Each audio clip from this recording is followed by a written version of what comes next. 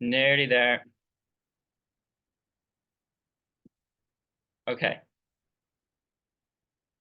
The information, including but not limited to text, graphics, images, and other material contained within this masterclass, are for informational purposes only. No material in this program is intended to be a substitute for professional medical advice, diagnosis, or treatment. Always seek the advice of your professional physician or other qualified healthcare provider with any questions you may have regarding the medical condition or treatment.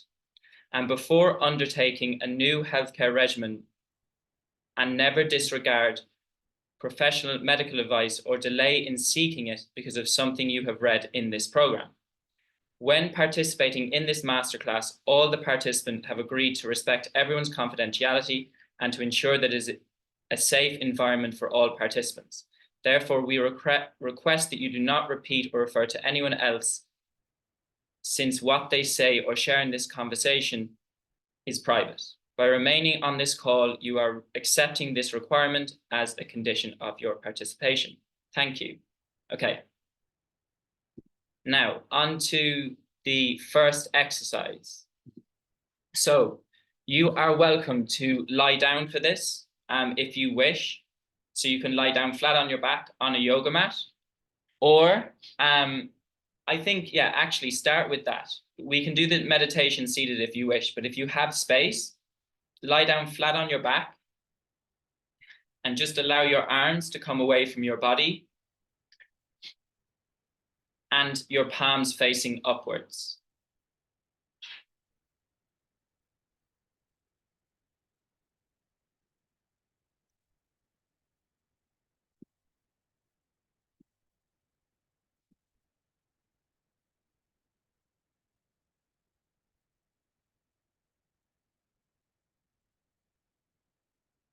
And just take a moment to feel your body.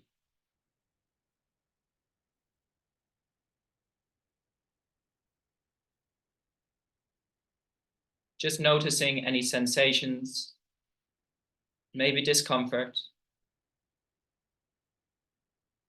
And then just asking yourself the question, just gently inquiring, can I allow that experience to be there?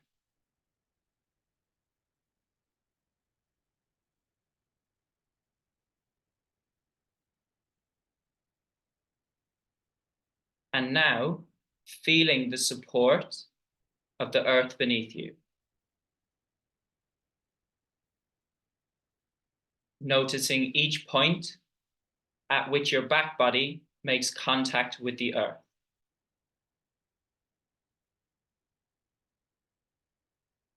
And feeling the support of Mother Nature beneath you.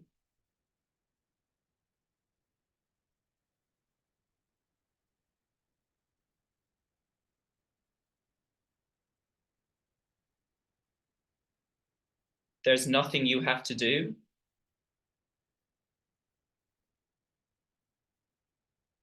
There's nowhere to get to.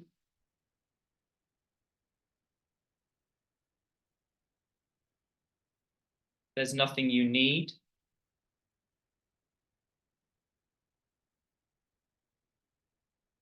And there's no body you have to be.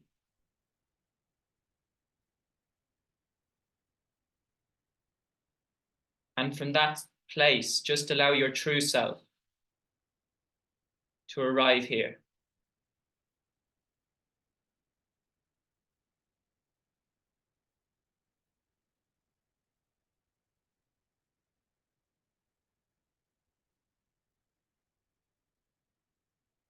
And we'll now begin to journey into the breath.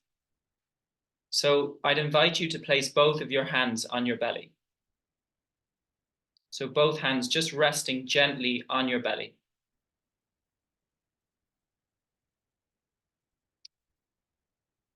And I'd encourage you to breathe in and out through your nose. And on your inhales, you're going to inhale into the bottom of the belly. Feel your belly expand and allow your hands to rise out upwards. So the belly expands with air as you inhale. And on your exhales, allow your stomach to contract in towards your spine as the hands fall. And continue at your own pace. Inhaling into the belly expands, the hands rise.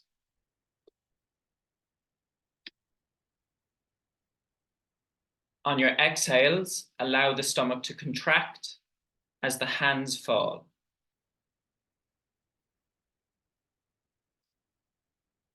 And continuing here at your own pace.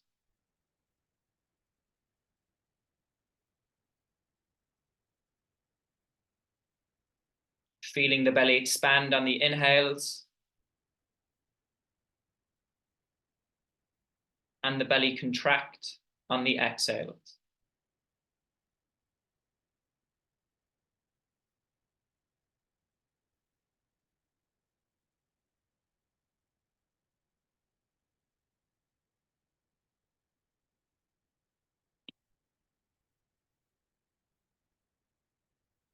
Now, leaving one hand on your belly, we're going to allow the other hand to rise onto the chest. So one hand on belly, one hand on chest. And we're going to continue to introduce the inhale into the belly. And this time, allow your breath to naturally rise into your chest.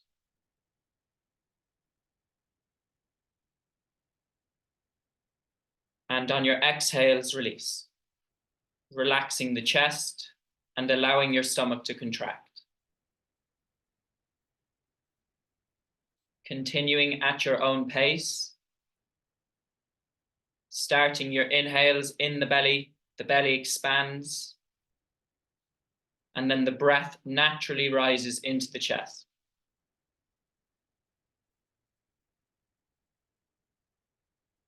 On your exhales, nice smooth release as you relax the chest and the stomach contracts, emptying the lungs.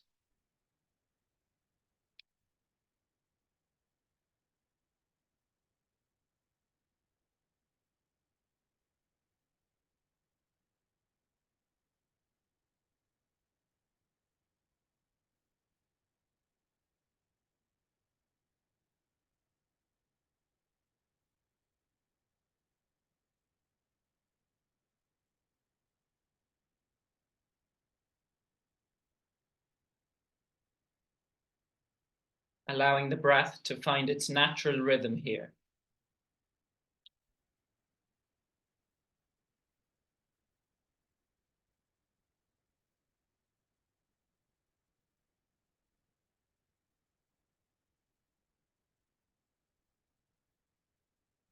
Inhales start in the belly and rise into the chest.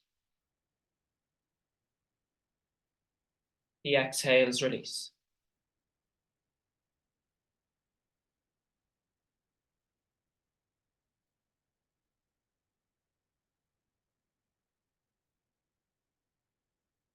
And now just releasing any effort and return to the natural rhythm of the breath.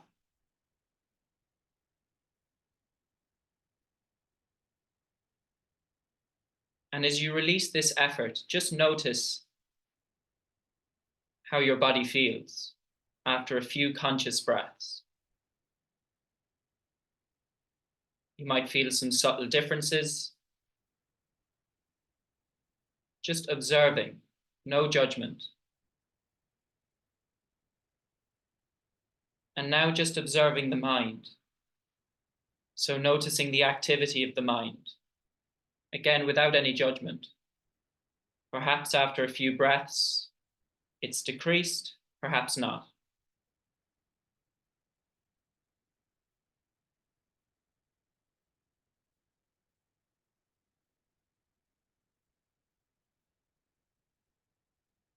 And on your next inhale, just allow your arms to come over your head and take a deep stretch.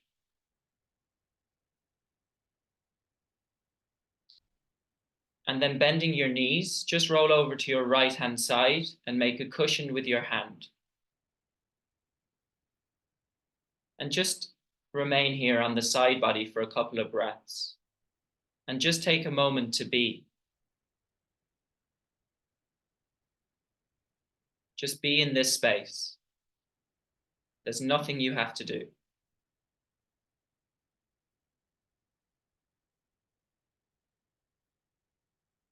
And then slowly you can push your way up either to a seat, you can come back to your chair, take your time, there's no rush.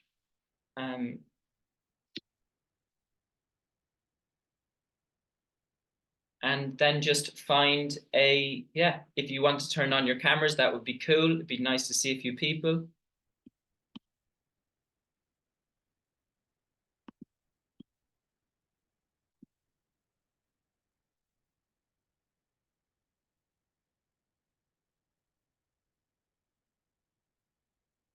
Okay, right, into the talk. So you might have noticed maybe a few subtle changes in your physiology just by taking a few conscious breaths. And just to point out as well that everything is welcome in this space, however you are right now. So you might feel joyful, you might feel happy, you might feel tired, you might feel anxious, you might feel angry. However you feel, it's welcome in this space. None of them are wrong, none of them are bad. And I just wanted to create that container because often we constantly think we should feel different, we should feel better. But actually, if we can just allow whatever experience we're in right now and stop trying to feel good, just allow whatever you're experiencing at this moment. And I just want to create that space where everything is welcome here. Now we'll get into the talk. So I'm going to speak a little bit about my own journey. I've touched on it slightly, but essentially when I was 19, I began to develop some pain in my body. And initially it started off, a little bit of tightness in the calves and the hamstrings and stuff. And you do the classic thing of going to the physio. So you go to the physio rubs it out and you feel great. And then it comes back and then you go back to the physio again. But this time it doesn't work. So you're still in pain. So then you keep going back to the physio, maybe 6 or 8 times, but you're not getting that same relief. And that's because in this instant, you're treating the symptom and not the cause of the tension, the cause of the tightness. And that's what happened with me. I was treating a symptom. I'm trying to make the symptom go away. And we'll get into this, but this originates a lot from our conditioning as well. As kids, we get a cough or a cold, and we immediately look for some external form in whether it's a pharmaceutical drug, some Calpol, even for a headache, some Panadol, and we look to make that symptom go away. We take the example, a headache is such a common one. Like, take a Panadol, the Panadol might stop the headache, but we've no idea what impact that has on the rest of our physiology. And there's no investigation of why that person is having a headache. Are they dehydrated? Is there stress in their life? Are they putting themselves under too much pressure?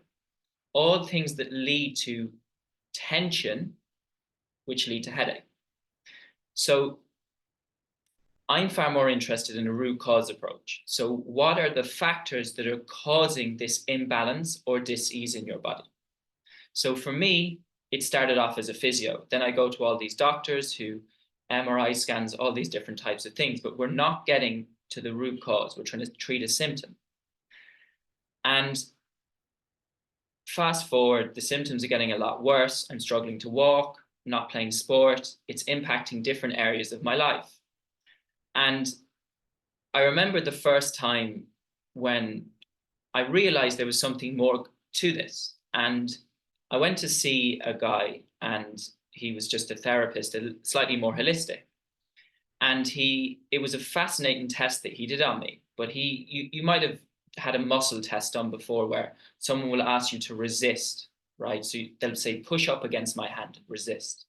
That's to check that the muscle is essentially responding.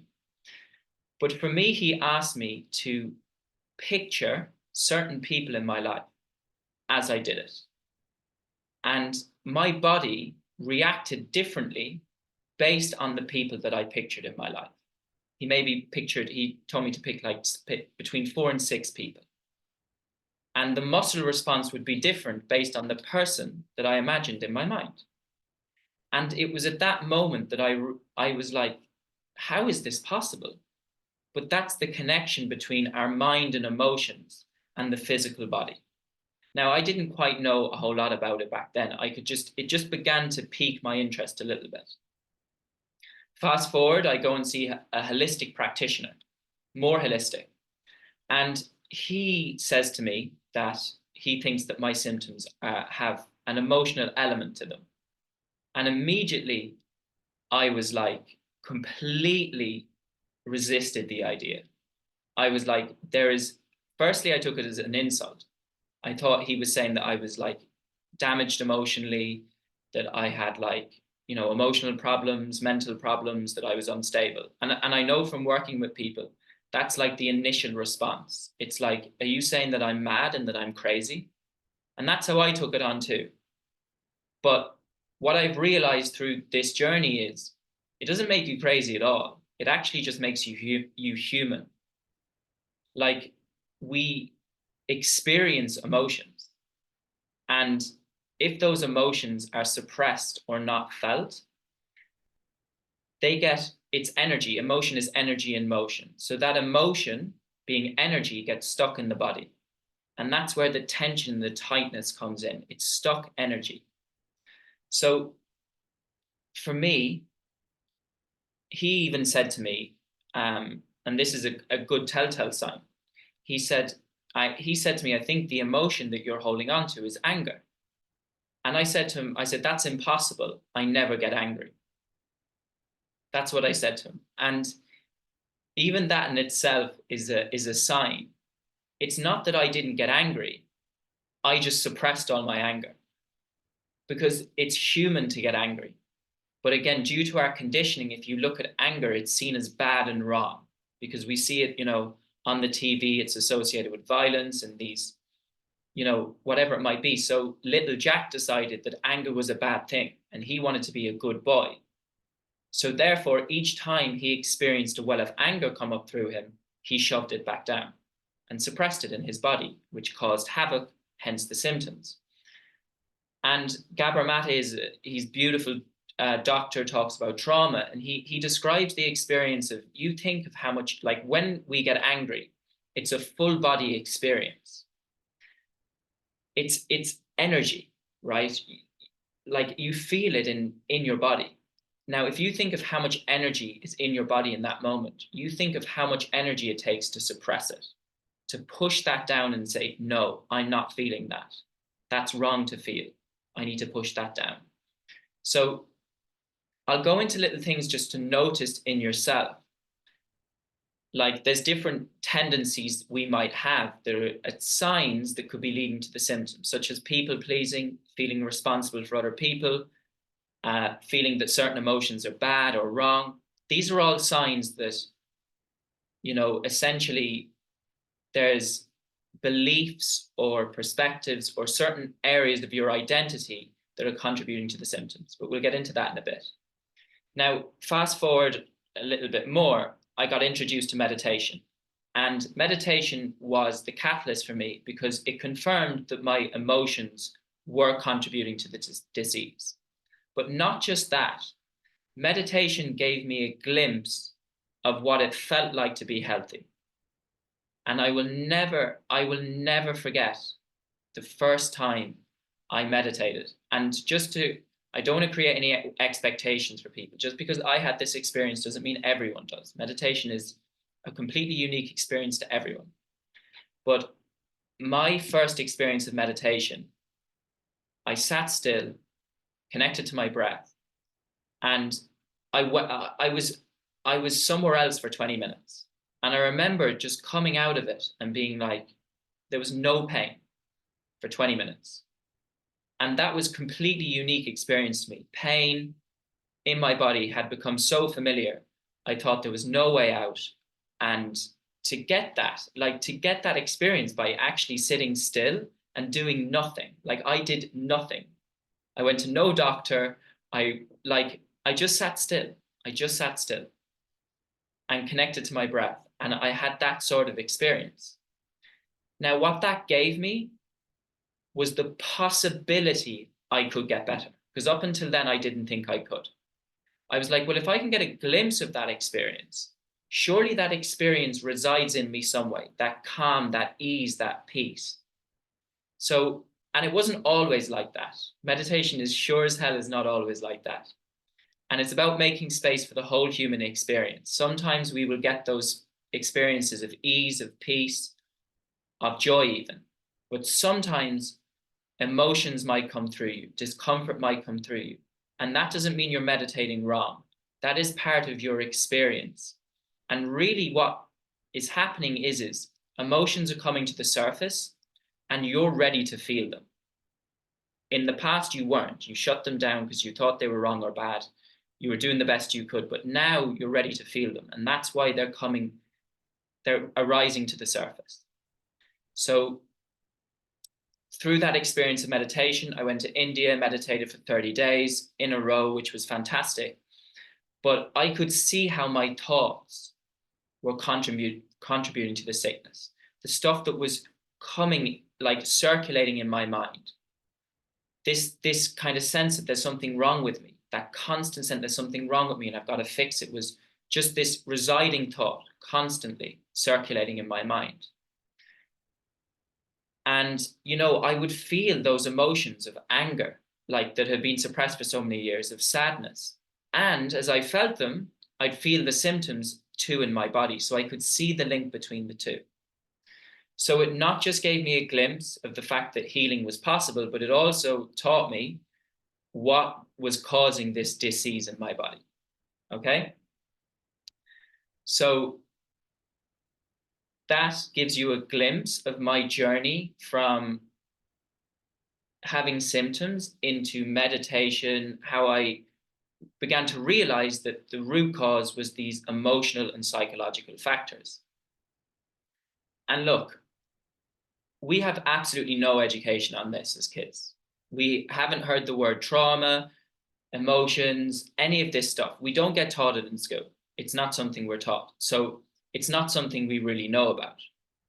So we certainly don't know that they can lead to disease. It seems like, how, even for me, I was like, how, it doesn't make sense. I have a physical symptom. How could it be caused by emotion? That makes no sense. These are all the questions I had, and you might have now.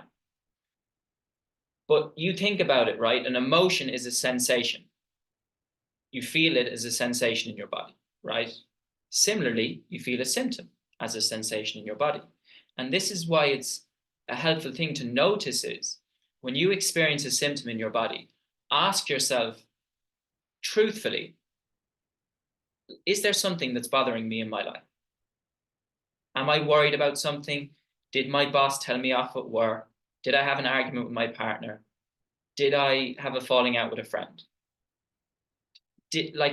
These are truthful questions to ask yourself. And you might notice that the day before you had an argument with someone and you're not really happy about how it went. And now you feel that stuckness, that holding in your body, because you haven't fully reconciled what's happened. Okay, so the body symptoms are a funny one because the body is just sending us messages. That's all it's really doing. We'll get into that in a bit, but it's just sending us messages. So the root cause being emotional and psychological. Again, when it comes to trauma, right? Trauma is like this big word. And people think trauma means like these significant once-off events like emotional abuse, physical abuse. And yeah, they are trauma. But trauma is not just that. It's, again, Gabor Mate has a beautiful quote where he says, we all have a true, authentic self. And it's any time we feel we have to betray that authentic self in order to survive. Okay? So it can take on many different forms. Like for me, one of my predominant ones was, I'm not safe. My mom is on this. She know I worried about everything as a kid, like everything. it didn't have to be that there was something significant in my life that happened that worried me. That was just one of the contexts that I lived in, that I wasn't safe in this world.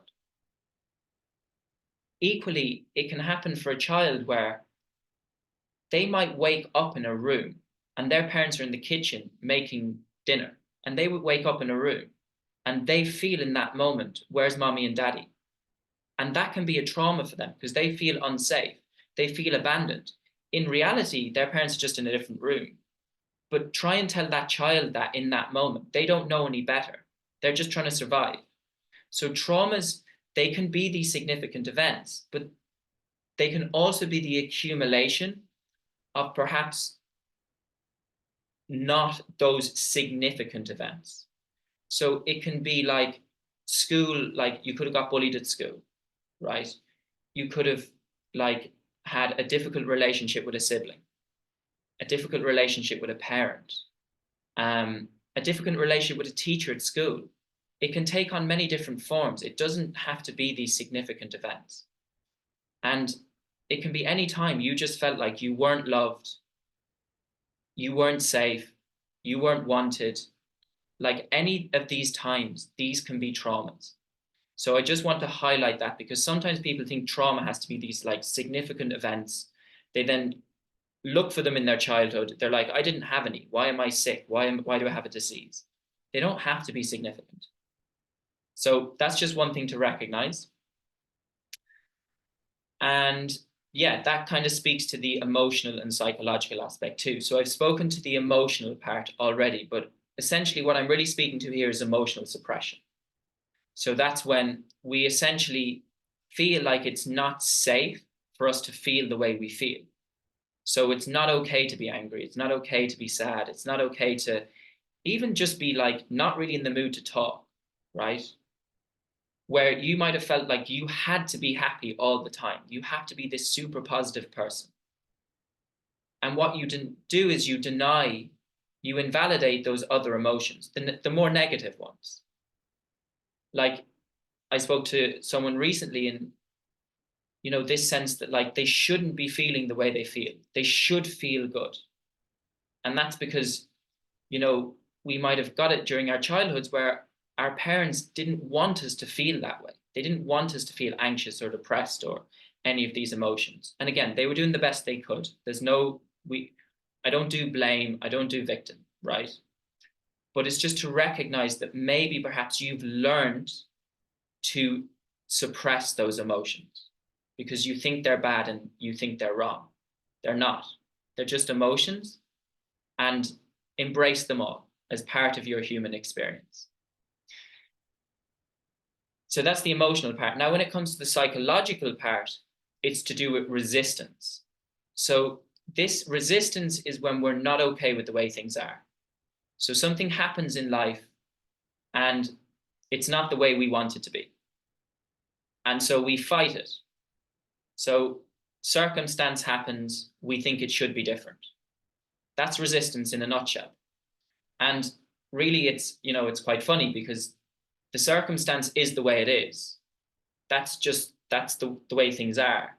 And then we have a conversation that it should be different. But even though we keep having that conversation and keep fighting the circumstance, it doesn't do anything to change it. It still is the way it is. So resistance is futile. It doesn't transform anything. Acceptance does. And that's being okay with the way things are. And that's not to say at times that life is easy. It can be unpleasant.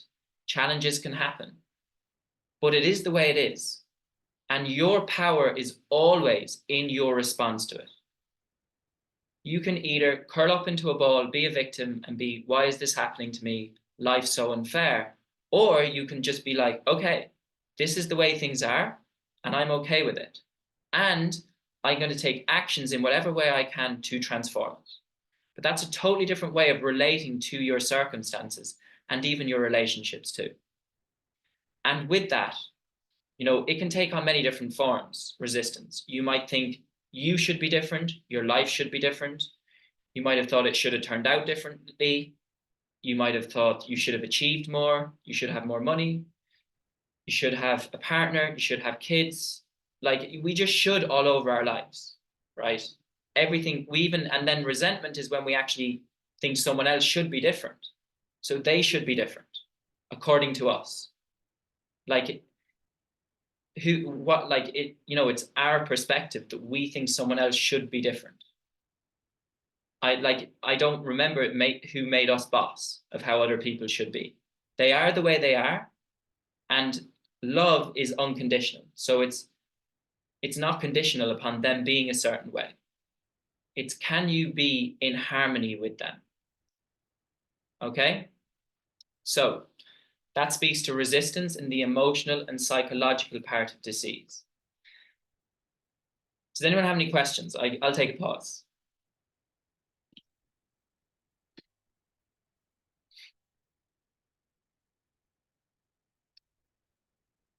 And I'll take some water. And I'm going to try turn on the light because it went out a while ago, but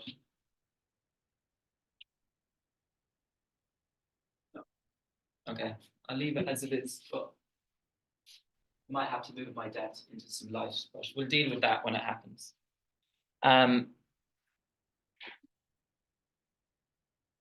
Right, I've had no questions. You are all welcome to ask. You can even put your hand up as I'm talking. And even if you want to write stuff in the chat as well, any questions or even comments, maybe something that resonates, maybe something that doesn't, don't be shy. There's no such thing as a stupid question. I'm actually going to move my desk now because into some light, because there's no guarantee that's going to come on. So just give me a minute.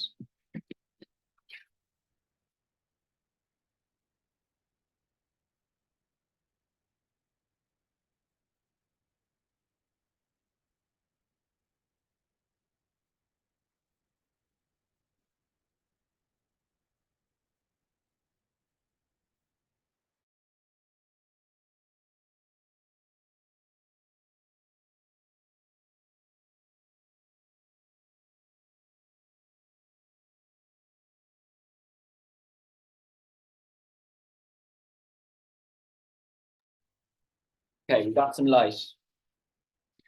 There's no guarantee with things like that in Bali, unfortunately. Electricity can just go, and you just got to deal with it.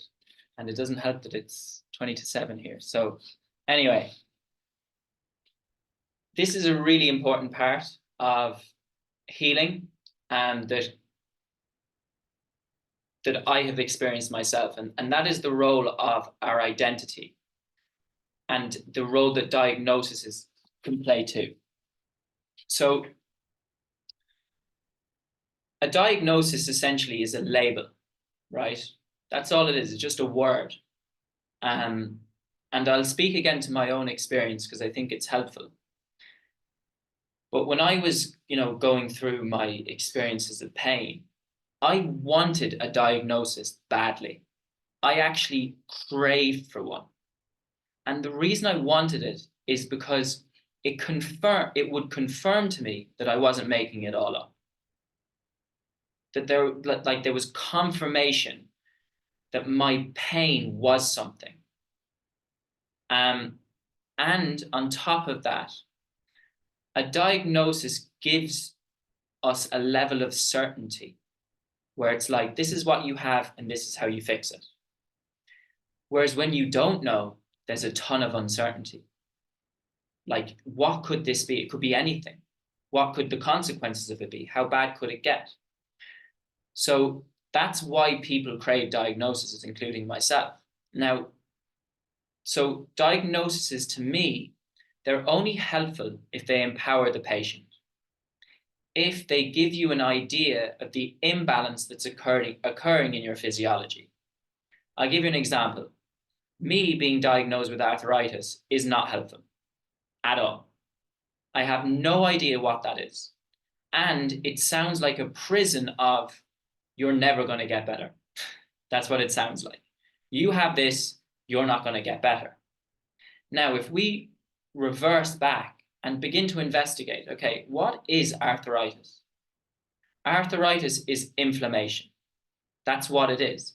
Now, that's slightly more empowering. I can deal with that. Okay, now what's causing that inflammation in my body? Now, inflammation is caused by friction. It's excess heat. So we already spoke about resistance, but if you think about it, if I'm in a resistant state to life, like if psychologically I think that things should be different and they shouldn't be the way they are, I'm not in harmony with life. I'm resisting it. And that mental resistance creates friction in our physiology and cascades into our body and presents as symptoms. So for me, I was just not okay with the way things are. I didn't like the way my life has turned out, and I just constantly resisted it. I also had a lot of anger, like, built up in my physiology, suppressed emotion. Anger is friction again caused by resistance. And that causes the excess heat as well. For me, it went into my joints. For different people, it can go into different parts of their body. But for me, it manifested in my joints. And that's what I experienced, the sensation of pain, right? So you can see how arthritis is a prison of, I have no idea what's causing this, and I have to take a pharmaceutical drug to get better, as opposed to, okay, I have inflammation, which is caused by excess heat, which is caused by my resistance to life and the suppressed emotions. Now, how can I come back into balance? How can I cool down that inflammation? Well, firstly, acceptance. So being okay with the way things are, being in harmony with life, and also allowing myself to feel those emotions that have been suppressed. And that's where meditation has come in for me. Like I said earlier, it's not always flowers and rainbows when I sit there. A lot of the time, intense emotions will come through me. And it's for me to actually be with them, to feel them, to not resist. And through that processing of the emotion, the body then can begin to heal. Okay? So that speaks to the nature of the imbalance, right? I'm trying to think, do I have another example? Like a really common one would be a digestive issue, right? So like acid reflux, and someone might take a pill to reduce the acid, but essentially the acid is just excess heat. This time it's in the digestive system. Now, there could be psychological issues, there often is, but there's also that person just might be eating too much spicy food.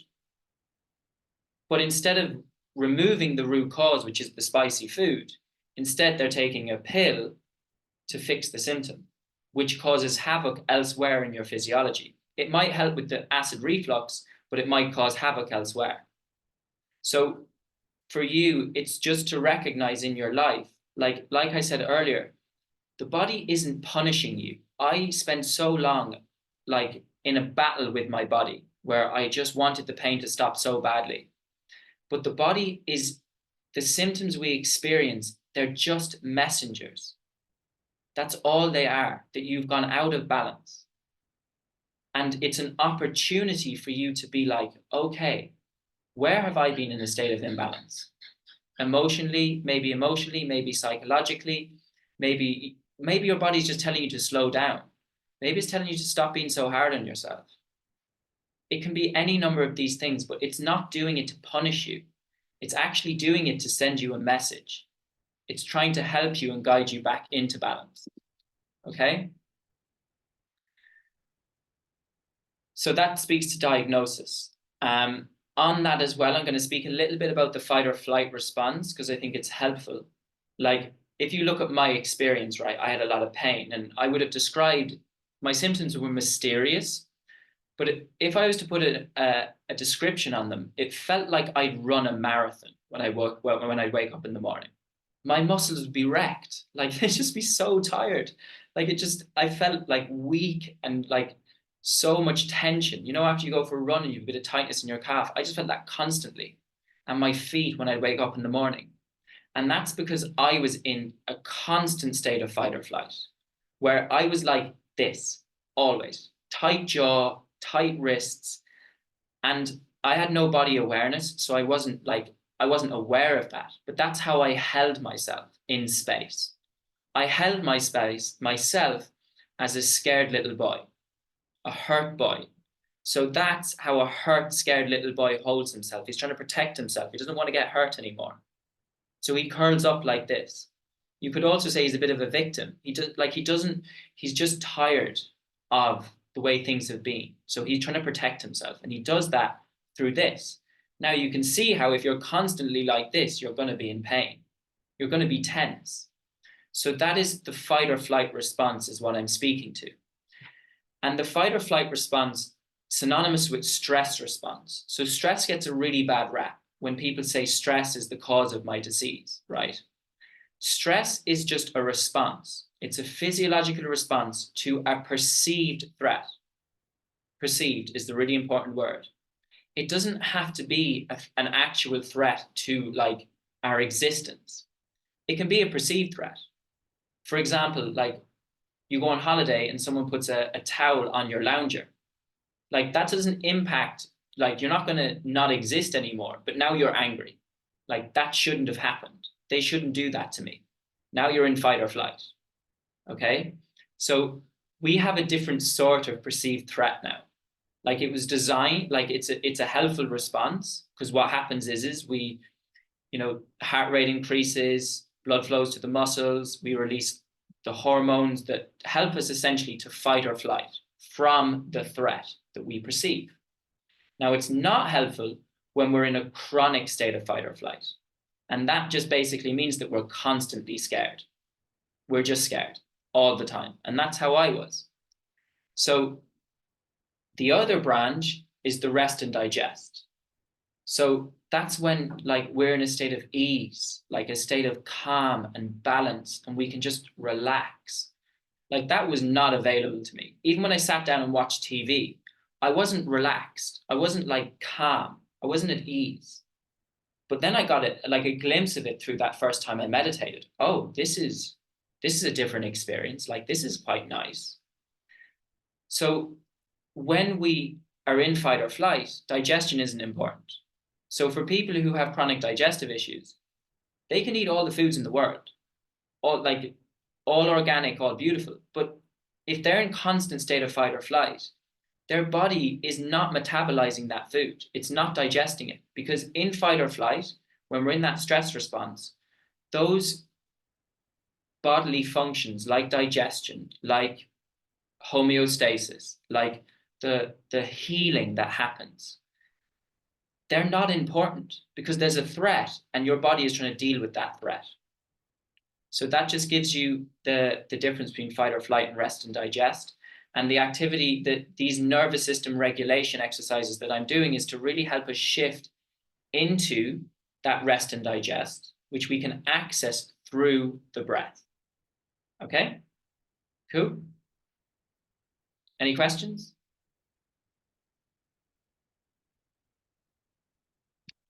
You can type in the chat if you like, and I'll just continue going.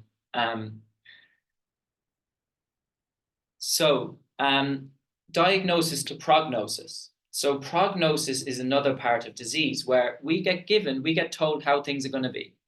This is the way your disease is going to end up. Now, no one knows that as a truth, right? No one has, anything can happen in life. There's been events of spontaneous healing where people have had literal terminal cancer and then have healed, like it's gone into spontaneous remission, they call it. Essentially, it's a miracle, but the medical profession don't like to call it that because how could we ever call it a miracle, right? But it is. It's not really a miracle. That person just connected to their true essence, which is health and vitality.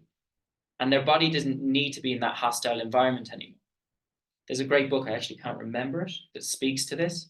If anyone can remember it, you can put it in the chat, but it talks about one of those examples of spontaneous healing from a lady.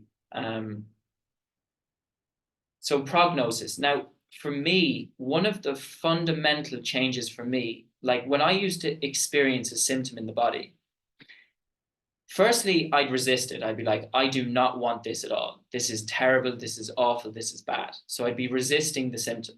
But on top of that, I would go into like worst case scenario. I'd be like, what is this? Like, am I going to be in a wheelchair? Like, what, like, how bad is this? What could this be? Like, is this ever going to stop? Is it ever going to go away? And this resistance and worry and stress it actually just perpetuated the symptom. Because like it's my mind and my body, they're just in this state of like worry and fear and anger and frustration. So the symptom is getting worse as I begin to worry about it more and more. So we'll go into response to symptoms in a bit, but at the moment, I'm going to talk about the importance of just understanding how incredible the human body is. This body is the most incredible piece of technology. Like, if you want technology, you don't need to look any further than your own body. It's the most incredible piece of equipment. But we live in a society where fear is perpetuated. So we have learned to distrust our body. We constantly think there is something that's out to get it. And we live in constant fear that it's not strong enough, that it's weak and it's fragile. And to give you an analogy, I've heard a few beautiful ones on this, of how intelligent your body is. But this life intelligence is what promotes healing. And the life intelligence that I speak to is who you are. You are life intelligence. You have a remarkable capacity to heal, like incredible. And the life intelligence that I'm speaking to is the same intelligence that if you get a cut on your hand, I actually have a few cuts. A dog ran out in front of my motorbike yesterday, and I saved the dog, and I took the hit. The dog was fine, even though it did whine for about 20 minutes afterwards. It was fine. I fell. But like, a few plasters on me, like I'm okay. But I don't have to like every 2 minutes or every second be like, okay, heal, like heal wound, heal wound. Like I don't have to do that. None of that. It just happens. Like that just happens. Like that's a miracle. Like that's incredible that just happens. That's life intelligence. It's the same life intelligence that like everyone on this call started off as a fertilized egg. And now you're here now. To like, and all you had to do was, put some nutrition into your body, sleep some bit, eliminate a few things. You didn't have to like be like, okay, I'm a teenager now, let's go through puberty. You didn't have to like, it just happened. You don't have to tell your hair to grow. You don't have to like tell your food. You don't have to be like, okay, I've just eaten a meal. Digest my food, please. You don't have to tell like your heart to beat. It just happens, right? That's life intelligence. And but we think our bodies then like and it's not our fault because we're under the impression that it's not strong and it's weak and it's fragile. It's not. It's an incredible piece of equipment that knows how to heal. I did the health mastermind last year with Peter Crone. I have a few Peter Crone people here. He used the other analogy of like an orange tree. He's like, if you put a seed into and give it like healthy, harmonious conditions, it'll grow into a tree. It's that same intelligence that is within you. It's life intelligence. And those seeds are like your own cells and DNA that know how to build you. They know how to heal. So, I use the word promote healing. You actually promote healing by not interfering. Healing's always, the body knows how to do its thing. It's just removing what's in the way of the healing. The body knows what to do. It knows what to do. Okay? So that's a little bit on prognosis. I just like to give people that glimpse of how incredible the body is, because I know even for myself, I just lost all trust in my body.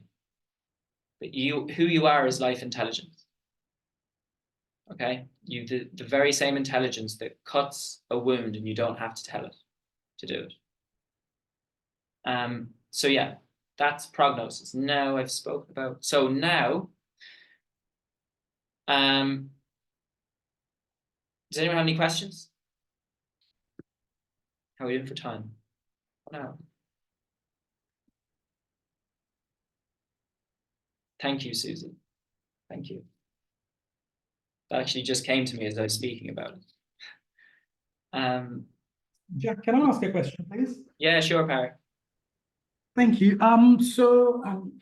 Very interesting stuff. Thank you so much for sharing that. One of the things that I have come across is I was coaching an older woman in her late 60s, I'd say, and has had chronic pain and some pain I've seen disappear in front of my own eyes. So it's actually quite magical, even though you know what's going on. It still really shocks me, or allow myself to get quiet. Let's just say that.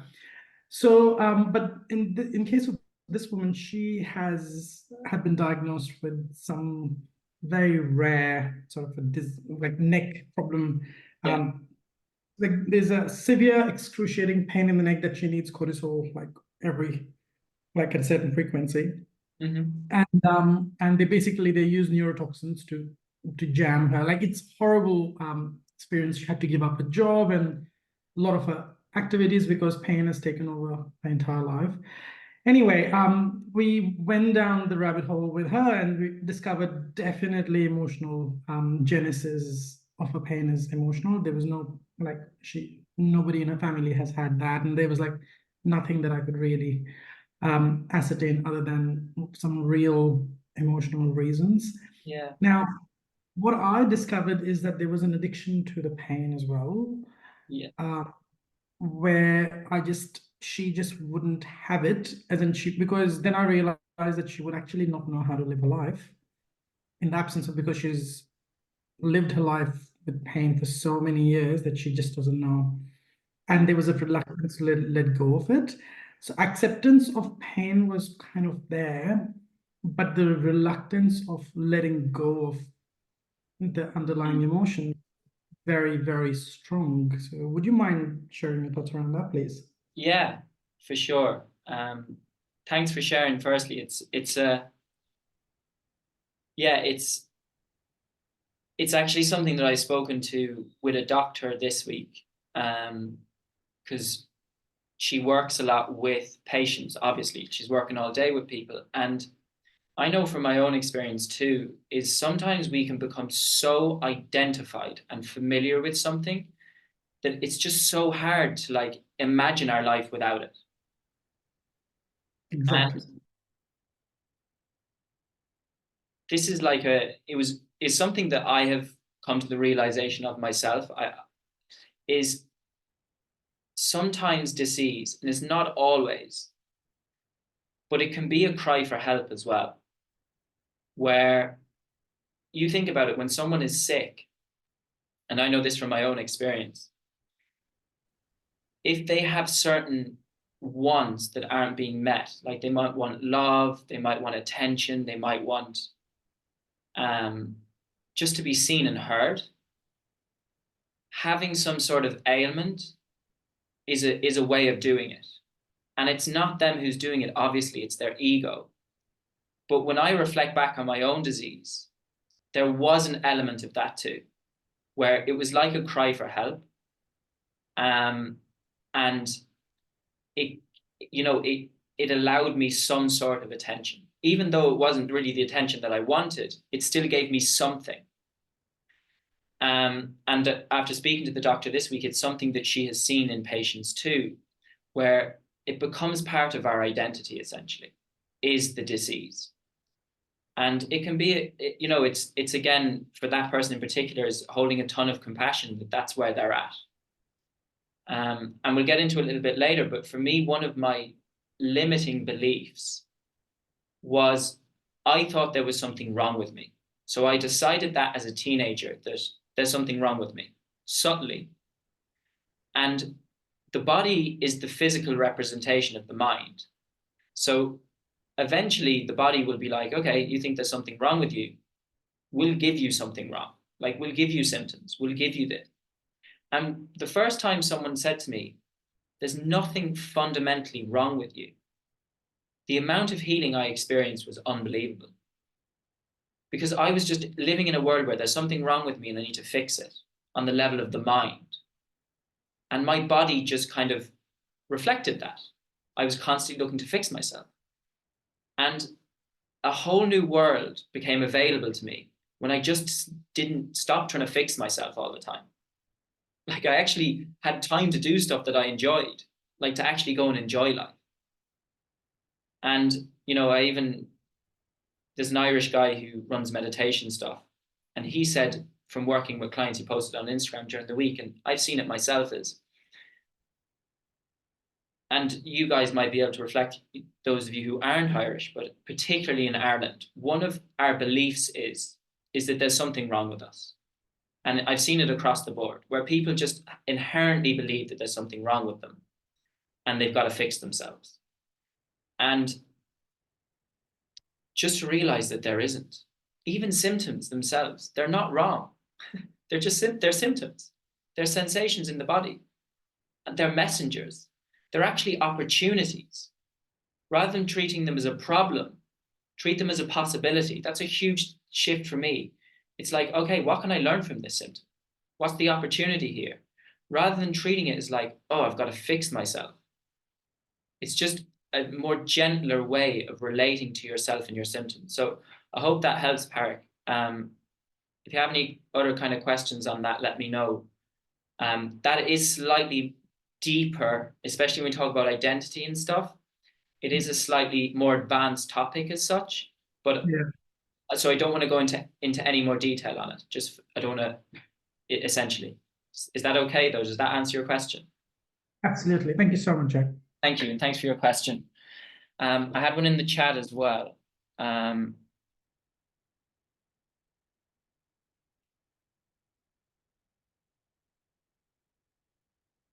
Yeah, it's good. Yeah. When we're sick and we're like, you know, if someone tells you you're going to be okay, like immediately that generates healing. So that was Patricia with the doctor. You know, you're okay now.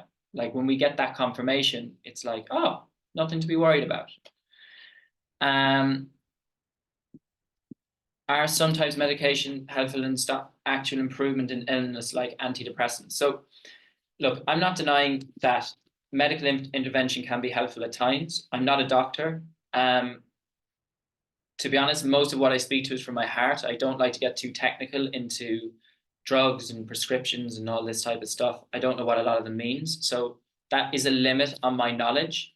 But look, from my point of view, when it comes to any illness, like even we look at like antidepressants. So it's an anti to depressant. You're trying to suppress the depression. To me, it's like, why is that person depressed?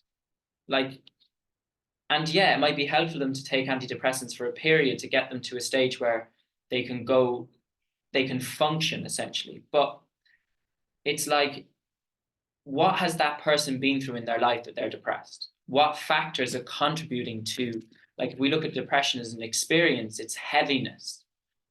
And it's often a lot to do with someone's holding on to their history. And so it's like carrying it as psychological and emotional weight. You think if you eat a big meal, you eat too much, right? You feel quite heavy afterwards. Similarly, if quite heavy stuff happens emotionally and psychologically and it's not processed, it's carried, like it's almost like you're carrying your history with you. You're walking along the planet, but you're carrying this weight on your back. So to me, yeah, like medical intervention can be helpful at times, but like alongside like meditation, like actually talking to that person and asking them, like, how has your life been? What things have happened? Has it been tough? Is there anything that's upset you that you haven't processed? And like, as it relates to depression as well, if we take the word depression, depress means to push down. So similarly to what I was saying earlier, it's to push down your emotions. So if you keep shoving them down and not feeling them, they just get stuck in the body as emotional weight. So that speaks to depression. It's always, to me, again, about like, what's the root cause? Okay, thanks, Patricia. Oh, Paula here on Patricia's page. Oh, thank you, Paula. Right. How long do we have?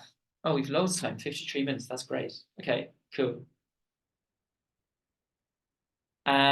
So this actually kind of relates into fight or flight, and also kind of things that I've been speaking to there, but it's this concept of dis-ease, right? Dis-ease is like, you know, if we put a blanket term on everything that I've been talking about, dis-ease is what we call a symptom in the body. And this is why I don't like, I do this health healing masterclass, and I don't categorize like chronic pain, you know, digestive issues, because I think for me, right, when I was going through my experience of chronic pain and I was trying to see a doctor, I wanted a doctor who had seen exactly what I was experiencing in someone else. So it's like, oh, he knows how to make me better. Because that's what we do as humans. We look for correlations. It's like, oh, well, that worked for him, that'll work for me. But everyone's healing journey is unique. Like, and you could have similar emotional and psychological factors and traumas to someone else, but they just show up differently in the body based on how you are predisposed. So there's a number of different factors that can cause that. You could have an injury. So the disease will manifest somewhere where the body is weak. So that could be an old injury when you were a kid. That could be, what else could it be? Sorry, the smoothie maker going off there, so I just kind of lost my train of thought. So yeah, we can be predisposed based on our genetics. So if a heart condition runs in the family, you have a slightly weaker heart. That doesn't mean you're doomed to have a weak heart, but it's a place where the disease could manifest. And then the third where it can manifest is based on your dosha. So this is based on your natural constitution. So naturally, some people are slightly bigger boned. They're called kapha people. I won't go into the details too much, but they're less predisposed to like joint conditions because they're solid, right? But then a vata person, who I am, slightly more slight, a joint, the disease finds it easier to manifest in my joints because I have a slightly lighter frame. I'm also have a tendency to nervous system diseases and stuff like that. So it's based on your natural constitution, your genetic predisposition, and also like injuries is where the disease can manifest. On top of that, you might have also had the experience where you know, a disease happened overnight. You know, when people say, oh, I got this overnight. It just came over me, these symptoms. That's how it appears to us because the symptom does just occur, right? But the disease doesn't happen overnight. In Ayurveda, there's 6 stages of disease, and on stage 4 is the first manifestation of the disease, the first time you might get a glimpse of a symptom. And what that speaks to is the fact that the imbalance that you experience is occurring before the symptom manifests. And that's a really important thing for people to understand because, you know, often we get the symptom and it's like, oh, I have a symptom, I need to get rid of it like now. And it came out of nowhere. But instead, just to recognize that that imbalance has been occurring under the radar. The symptom is, like I said, it's the messenger that you've been out of balance just for some time.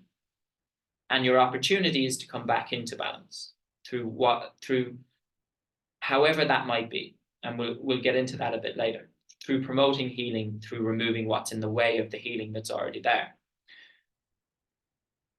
So then onto the word dis-ease that I mentioned earlier. It's actually a clue in the word, right? Dis-ease means lack of. So dis means lack of. So a lack of ease. So the dis-ease that we experience is just reflective of a lack of ease that's occurring on a deeper level, a deeper, more subtle level, like those psychological and emotional factors that I spoke to. So really a question to ask yourself is, where am I lacking ease in life? And is it possible? Like, can I make space for that circumstance in my life? Can I allow it to be the way it is, as opposed to fighting and resisting it? And just gently, compassionately inquire. It's not a force or a push, just a nice, gentle inquiry. Where am I resisting in life?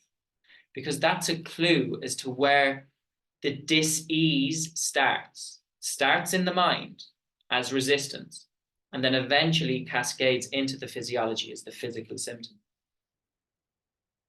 So that's it. Just to give you that glimpse, there's a clue in the word dis-ease. There's a lack of ease. And it could be a lack of ease in the way that you relate to yourself, you relate to life, being your circumstances, or the way you relate to your relationships, to the people in your life. There might be a lack of ease there.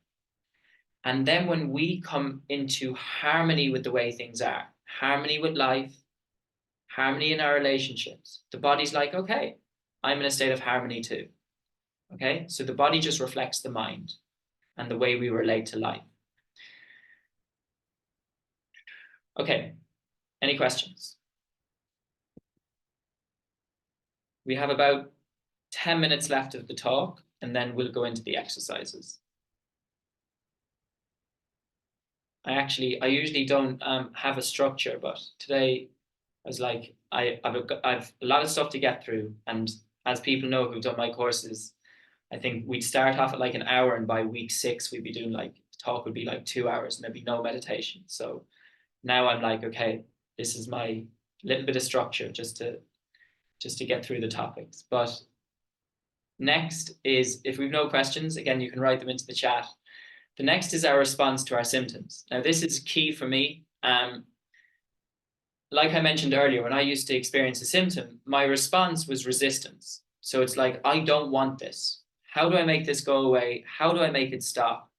This is awful. This is terrible. And then also, what is this? Like, how bad is it going to be? How bad could it get? And all that is resistance. You're resisting the experience in your body, the sensation, the symptom. And honestly, I get it. Like, it seems logical that like symptom comes in. If I tell it to stop, it will stop. If I fight that symptom and resist it and tell it to go away, it will go away. But it doesn't work like that. And the symptom itself is an accumulation of resistance. And what we do is we then add more resistance on top of that by trying to make it go away and stop, by fighting it, which makes the symptom worse, essentially. So this is the distinction, is reaction to response. So reaction is the fight, fighting the symptom. Response is non-resistant. And questioning, like, there's a few questions that I would ask myself if a symptom came on. One of them I asked you guys at the start of the session. Can I allow that experience to be there? Gently, compassionately inquiring to yourself. Can I honor that experience? And the reason I really like the word honor is because you're not asking it to be any different from the way it is. You're in a profound acceptance of how you feel in that moment. So honoring how you feel, embracing how you feel, allowing the experience. And that just invites an element of softness. You're not fighting anymore. And, it's not even a doing. It's really just a being. It's an effortlessness. It's just not resisting, because like, even for me, my default was to resist, was to fight the symptom, was to try and make it stop.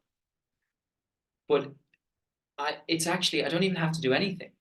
It's just rest in effortless presence and just allow whatever the symptom is or sensation just to pass through.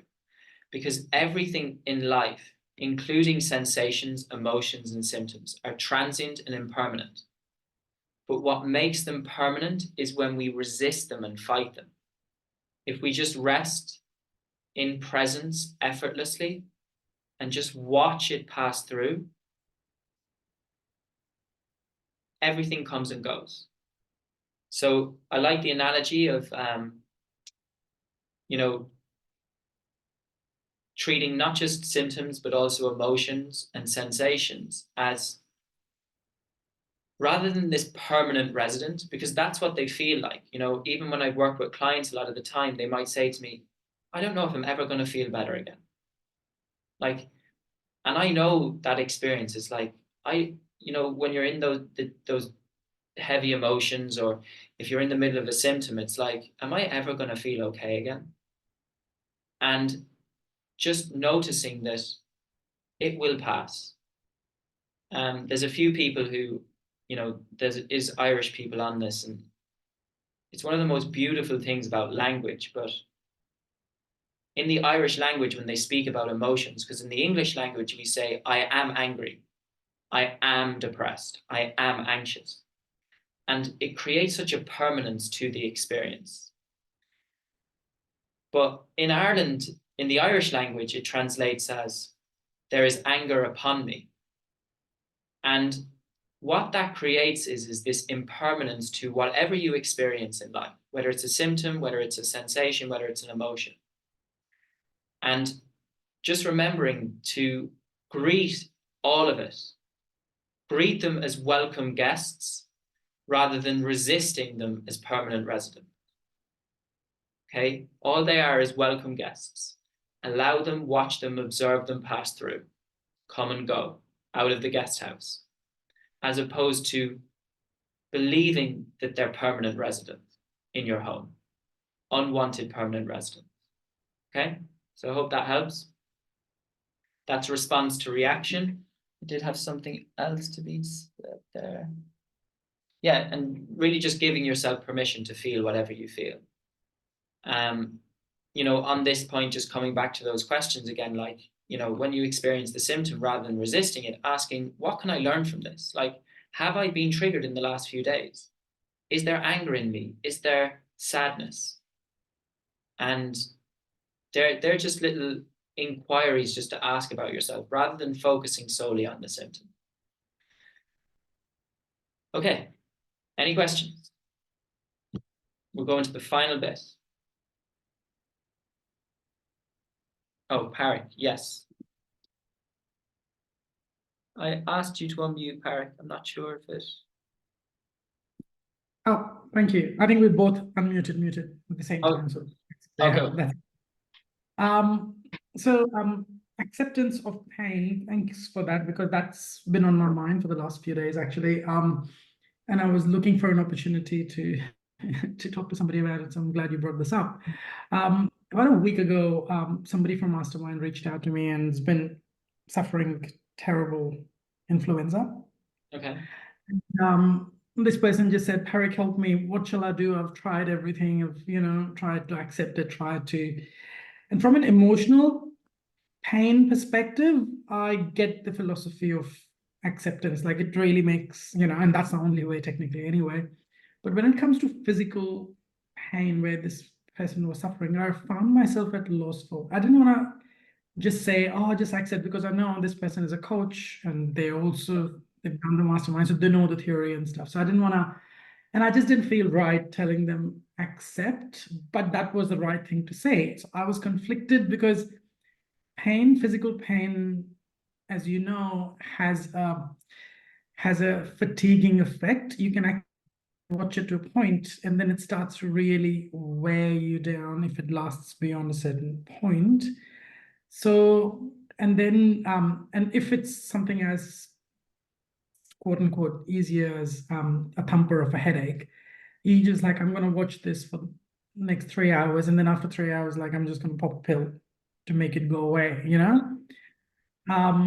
So love to hear your reflection a bit more around when the pain is chronic and enduring and just doesn't seem to relent. Yeah. How do you show up with acceptance? Yeah. It's a great question. Thank you, Parik. And look, the two bits that, I would give on that. Firstly, just remembering that the influenza itself is a is the symptom, right? So it's reflective of a deeper underlying imbalance. So for that person, if they have, again, speaking from the heart, not a doctor, this is just what I see and my intuition is, in order for them to develop influenza, there must be compromised immunity. Like that's how the influenza comes on. So for that person, maybe it's an opportunity for them to, up their immunity through whatever means that might be. I don't know. But acceptance can maybe a meditation, maybe, there is certain exercises we can do to promote balance and healing in the body. And then to investigate any root causes of what, like, perhaps is reducing the immunity. So that might be stress. It might be some emotional and psychological factors from the past.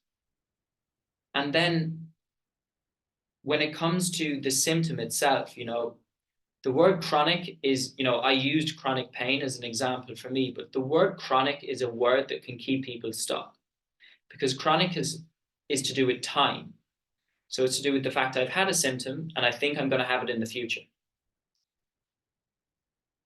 The only experience that lady can ever have is the experience she has in that moment. The rest is, especially the chronic part and the history, is to do with memory. So it's I feel this now, and it's also, it's like it's cost me. Like I've been feeling this for so many days now, and it's impacting my life, and it's frustrating and it's annoying. Instead of, this is how I feel right now. And, I had a great conversation with a friend about this. Acceptance is, the ego can come back and it can be like, okay, I'm going to accept this to try and make it go away. But true acceptance is, you're not asking it to be any different from the way it is. You are meeting yourself where you are at. If a child has influenza, has the flu, like this lady does, an invitation for her would be, what would be your approach to that child? She'd probably have a ton of patience, a ton of love, to honor what it requires to heal. Maybe it does take 2 weeks rest to do absolutely nothing. But what I hear and what you said is there's an element of impatience. There's a desperation to get better, which is a lack of acceptance. Instead of honoring exactly where she is in that moment and honoring the fact that she has the flu, it might be better in a few days, but it might also take 2 weeks. And how would she, if she had a little girl or a boy, how would she approach it if that little girl or boy had the flu? What energy would she be for them? Because at the moment, what I hear is a lot of frustration, a lot of desperation, a lot of, this should be better now. I want it to be better right now, which is a lack of acceptance. Okay? Yes, that's definitely, I completely agree with you. And there was a sense of desperation in her voice as well. Yeah. So, yeah. And is there, again, could be an ego-based construct question. Acceptance, does it short circuit the time frame? If it's true acceptance, not the fake one, I'm accepting it so that it's quicker. Yeah. So the way I look at it is acceptance is already there. It's just in the absence of resistance. Yeah. So it's just non-resistance. And then you access acceptance. Acceptance is already there. So yeah, I hope that helps, Parry. It does. Thank you so much. That really does. I'm going to move on to the final bit. Just checking now. Yeah. I've mentioned about limiting beliefs. So limiting beliefs, again, I mentioned the mind, the body is the physical representation of the mind. I'm not going to go into in yoga, we go into this a lot, but essentially we're multidimensional beings. And as we go further into the subtler layers, the subtler we go into each layer, this is why meditation can be so helpful for people, is because we access the more subtle layers of our being, which accelerates healing. But anyway, to go from mind to body, right, is the mind, the body is the physical representation of the mind. So if the mind is in the constraint of, I'm not safe, I'm not going to be okay, I'm not wanted, I'm not good enough. Trying to think my examples. There's something wrong with me that I've already mentioned. If that's the container my body is in, that's what will show up in the physiology, because the cells are vibrating at that frequency. Your cells are vibrating at the frequency of, I'm not good enough, I'm not wanted, I'm not going to be okay, I'm not safe, and there's something wrong with me. So really, it's just to recognize any of those beliefs that you might have about yourself and investigating the validity of them. Like, is it true that I'm not good enough? Is it true that I'm not wanted? Is it true that I'm not safe? And then what becomes available in the absence of them is your true essence. Like I mentioned with my meditation experience, what I was accessing when I felt healthy and vital in that moment is who I am. Health and vitality is there. It's your birthright. And it's just about identifying what's in the way of it. You are a divine being having a human experience. And this is where we'll finish today, because it goes far beyond, my journey started off trying to improve my health. But ultimately, where you're going back to is your true self. That's where we're all going back to. That's the journey we're on.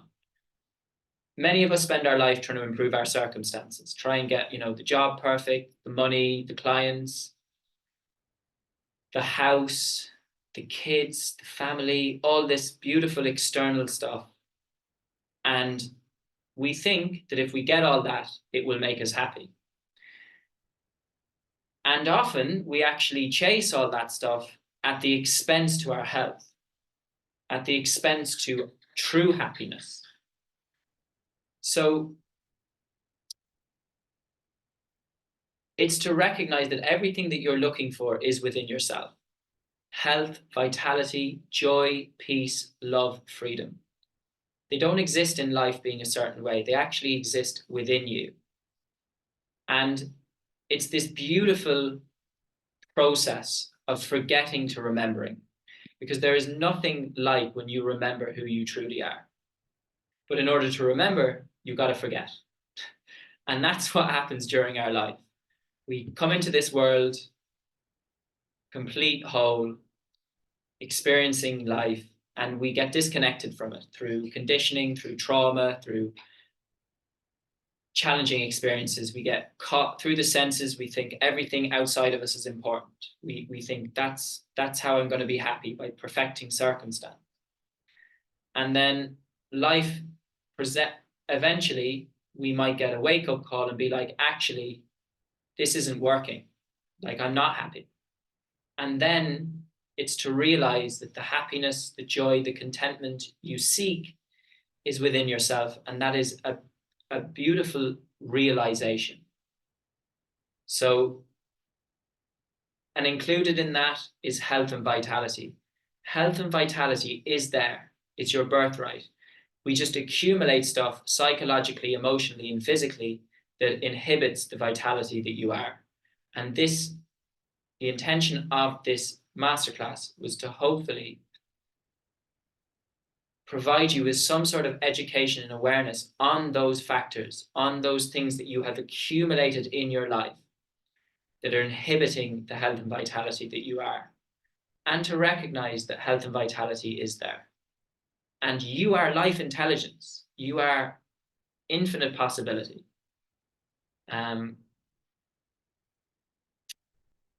Yeah, that's it. That's the talk done. We are now going to do the breath work and the meditation. So we'll go into that now. But if you have any questions, you can stick up a hand. We might do them now, because I reckon people would be super chill after meditation and might just want some time just to reflect. So if anyone has any questions, please ask now. Don't be shy. Super safe space. Yeah. Please ask. If something didn't make sense to you, it's great to ask, because you can guarantee that just even the fact that it's not clear to you probably isn't clear to someone else as well.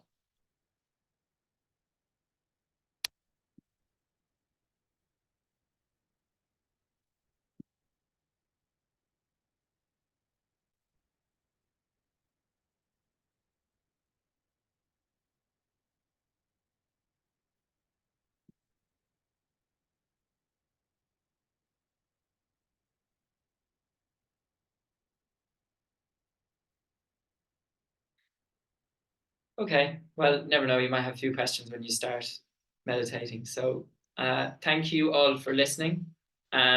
We will now get into the meditation. Well, actually, we'll do the breath work first and then into the meditation. So this is the first, this breath work, you can do the breath work and meditation lying down. It's entirely up to you. Or if you want to, it can, meditation particularly, it can be more powerful sitting up just because the spine is erect and you're less likely to fall asleep. But it's entirely your preference. If you feel like lying down, and absolutely go for it. So yeah,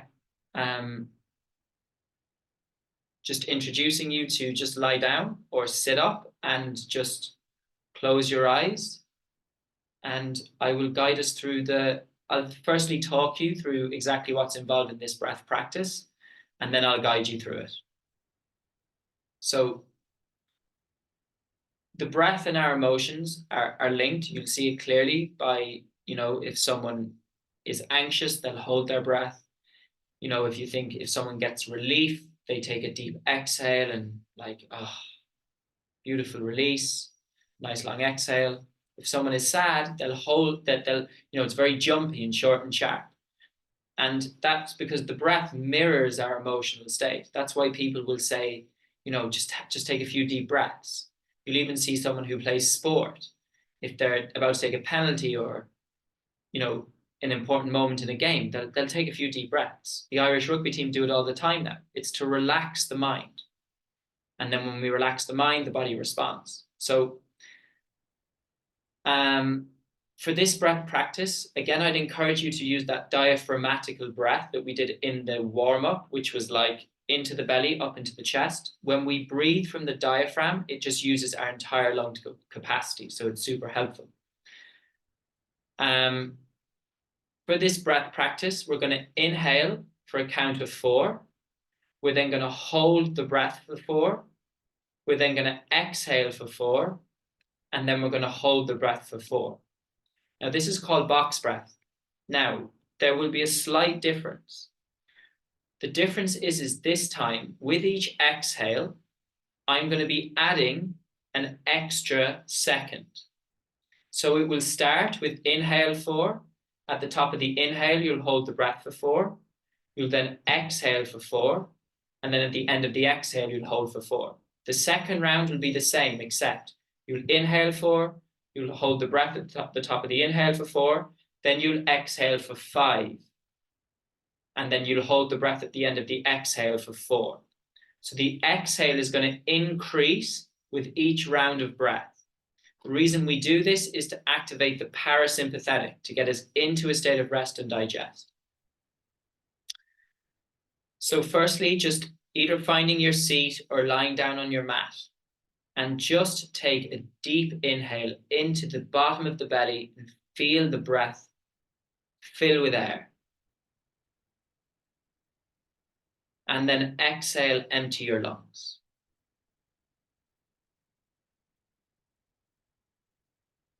Inhale, 2, 3, 4. Hold, 2, 3, 4. Exhale, 2, 3, 4. Hold, 2, 3, 4. Inhale, 2, 3, 4. Hold, 2, 3, 4. Exhale, 2, 3, 4, 5. Hold, 2, 3, 4. Inhale, 2, 3, 4. Hold, 2, 3, 4. Exhale, 2, 3, 4, 5, 6. Hold, 2, 3, 4. Inhale, 2, 3, 4. Hold, 2, 3, 4. Exhale, 2, 3, 4, 5, 6, 7. Hold, 2, 3, 4. Inhale, 2, 3, 4. Hold, 2, 3, 4. Exhale, 2, 3, 4, 5, 6, 7, 8. Hold, 2, 3, 4. Inhale, 2, 3, 4. Hold, 2, 3, 4. Exhale, 2, 3, 4, 5, 6, 7, 8. Hold, 2, 3, 4.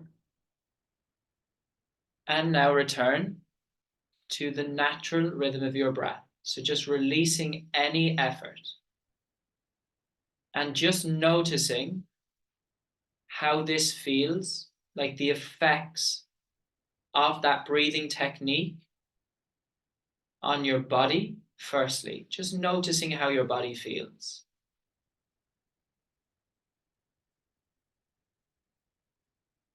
Just watching.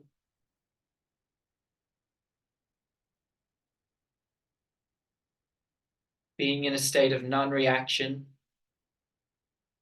to any feelings or sensations, or even symptoms.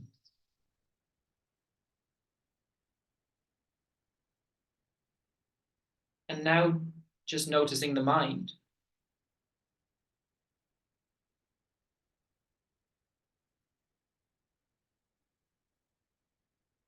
Again, no judgment.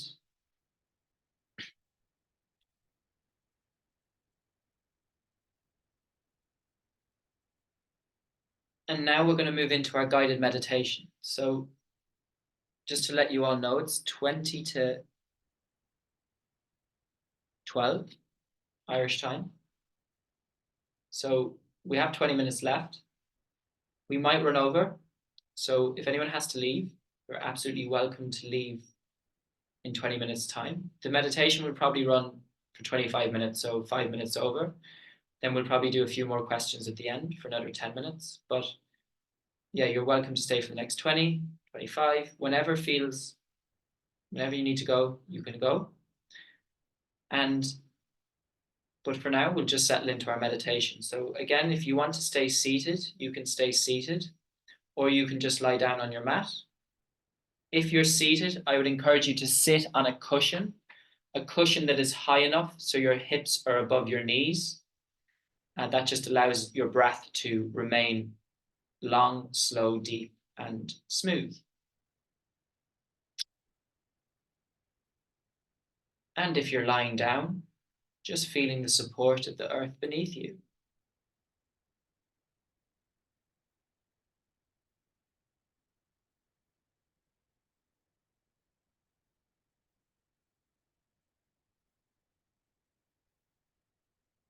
And now just noticing, is there any sensations or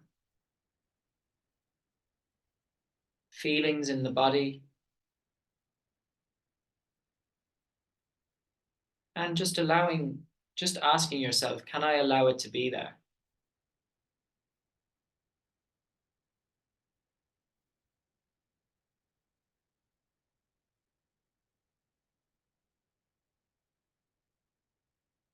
And if you feel some discomfort, can you just effortlessly presence it? You don't actually have to do anything. Can you just be? Can you just be with it and not resist?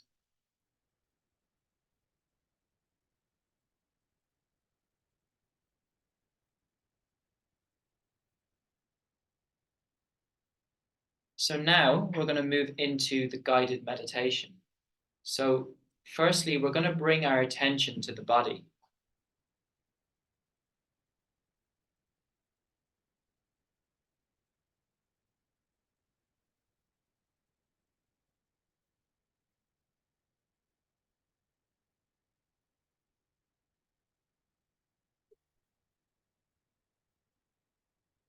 So firstly, starting with the feet and softening each of your toes individually, one by one.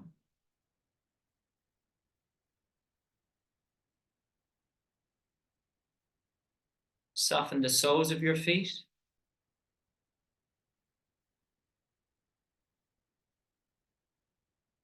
And soften your heels.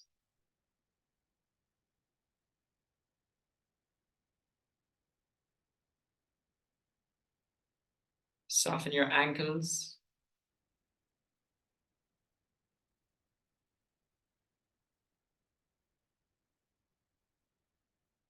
Soften your calves.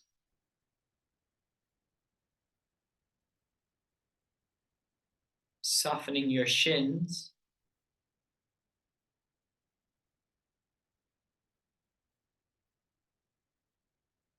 And softening your knees.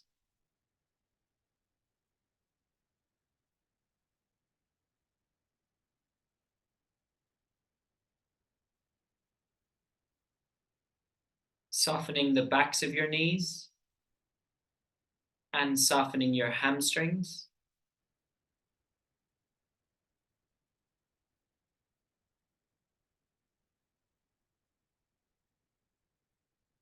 Soften your quads. And soften your hip flexors.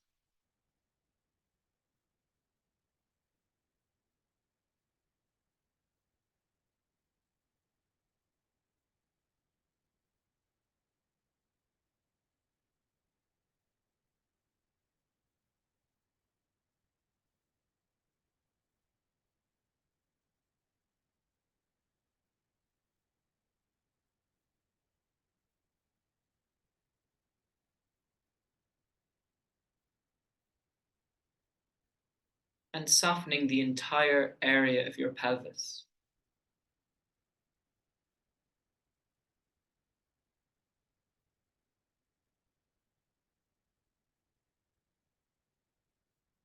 As we now transition into the hands, so just noticing any holding in the hands.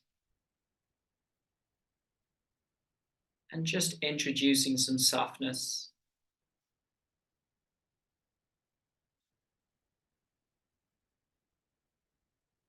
Relaxing each of the fingers individually.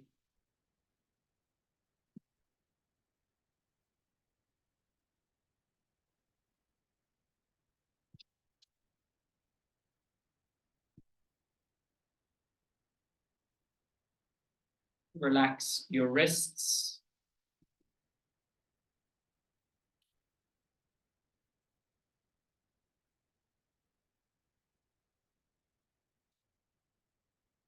Relax your forearms, elbows,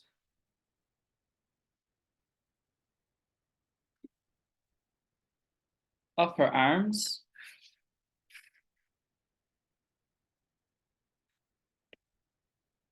and relax your shoulders, allowing the shoulders to drop away from the ears.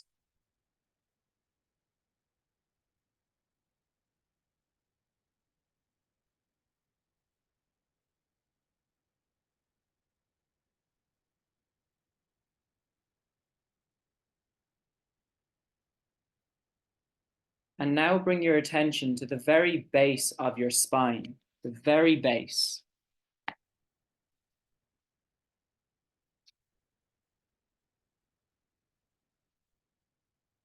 And then softening each vertebrae as you work your way up through the spine, one by one, vertebrae by vertebrae. Just introducing some softness, some awareness, and some attention to each vertebrae.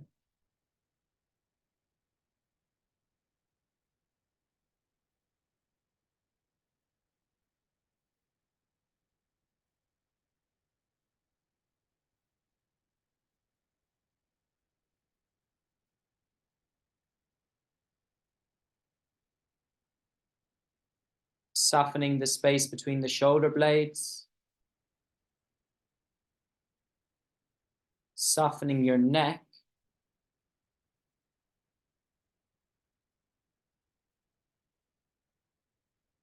And softening the entire back of your head.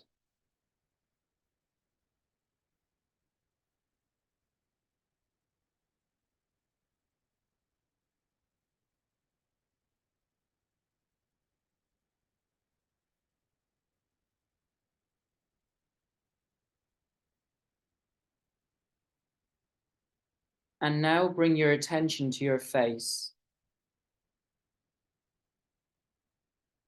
Just noticing you holding, gripping, or tensing anywhere in the face. And now just introducing some softness. Softening the jaw. Noticing any clenching of the teeth and just releasing any tension in the teeth. Allowing them to slightly part. As the tongue draws away from the roof of the mouth.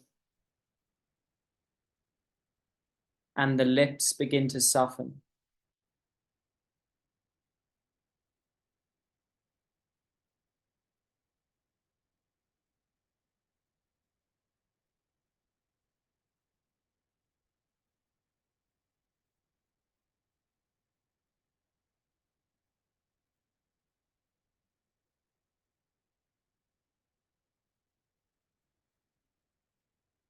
Soften your nose and your cheeks.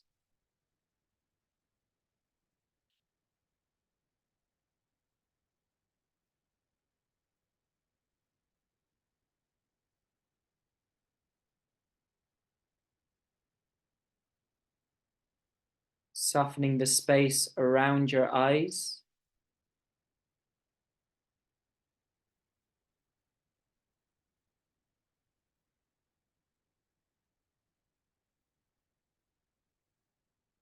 And then relaxing the eyes, just allowing the eyes to sink towards the back of your head.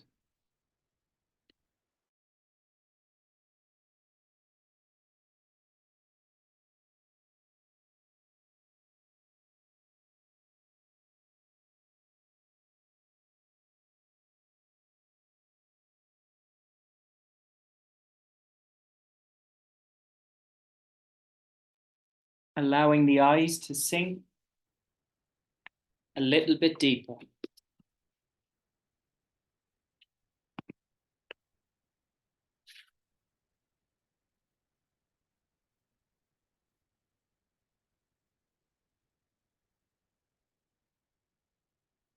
As you soften your forehead, allow the forehead to become smooth.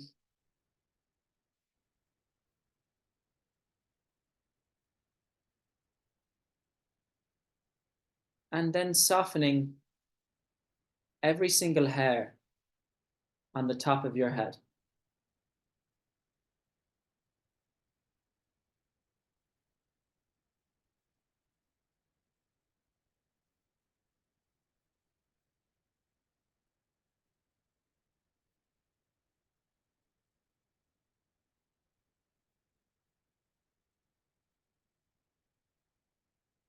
And now just feeling your entire body in this moment.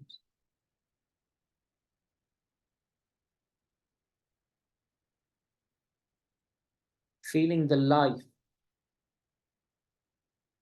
that courses through your body. The aliveness, the vitality that courses through your very being.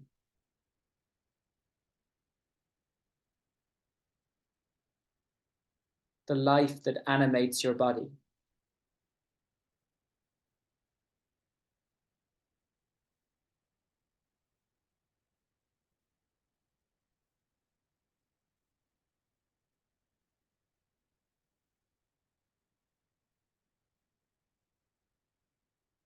Joyful, energetic body.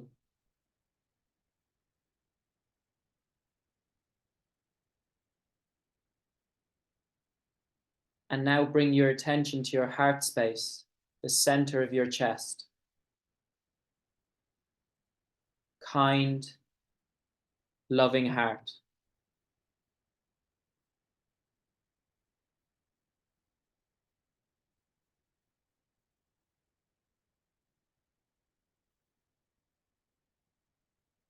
And then just allowing the heart to open, to expand.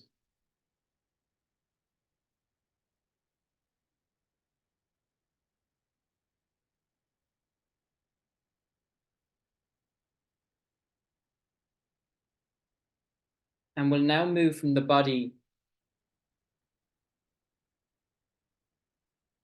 into the breath, our life force, prana. So just beginning to notice the natural rhythm of your breath as it travels through your body.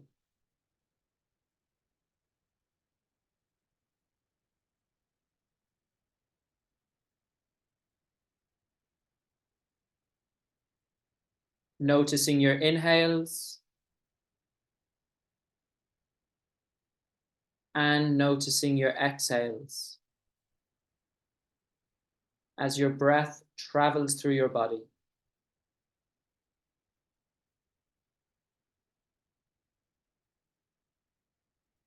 Noticing any subtle movements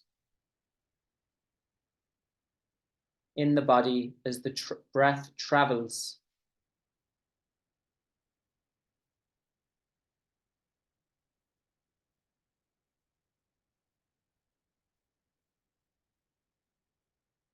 Watching the breath perhaps as a subtle vibration.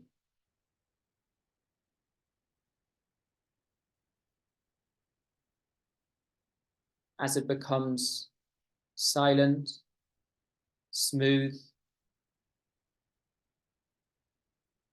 effortless.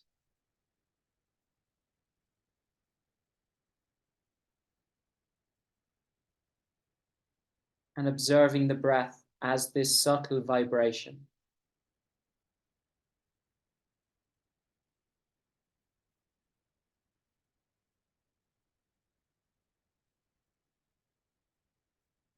Effortless presence.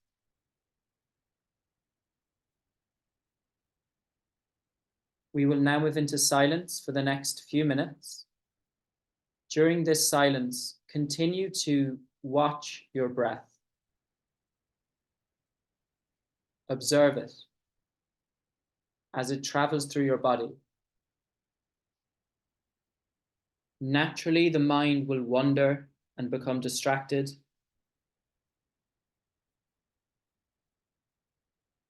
Just notice the wandering mind, and without any judgment of your feelings, thoughts, or emotions,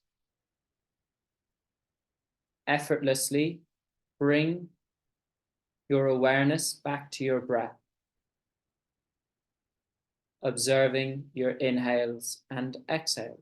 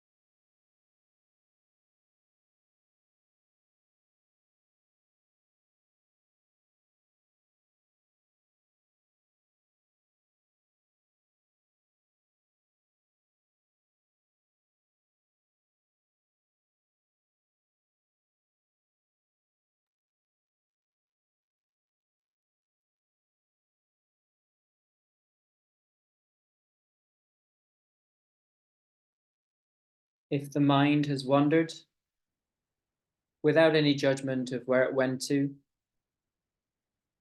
effortlessly coming back into your breath, noticing its natural rhythm. So not forcing or observing the breath, just effortlessly watching it.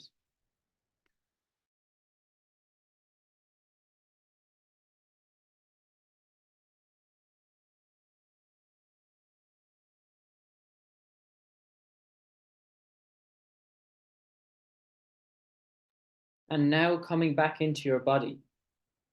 So wiggling your fingers, maybe your toes, rolling your wrists and your ankles, perhaps rocking head from side to side.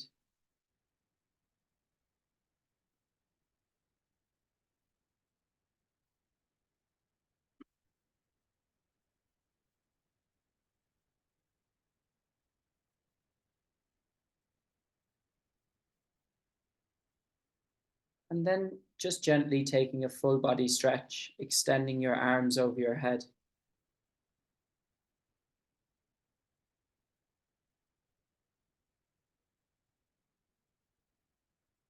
As you bend your knees and roll over to one of your sides, whichever feels comfortable, and just make a cushion with the hand. And as you lie here on your side body, just take a couple of breaths just to be. There's nothing you have to do. Just be.